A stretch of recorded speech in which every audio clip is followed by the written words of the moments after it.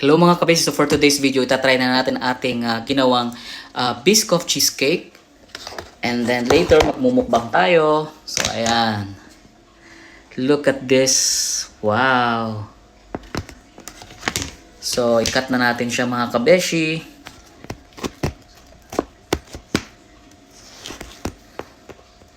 So ano lang natin yung mga side niya. Super bango at saka super kakatakam kainin. So ilagay lang natin dito sa tikman na natin. First bite.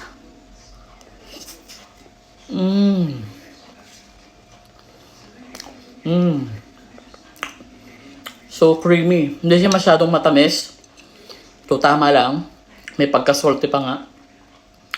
And then mangunguya mo yung biscuit niya.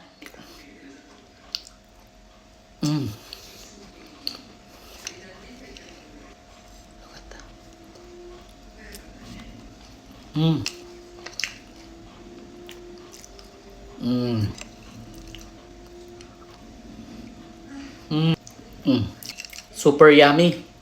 Tropa buwan. So ano pang hinihintay nyo mga kabeshi? Gumawa na rin kayo ng inyong Biscoff cheesecake.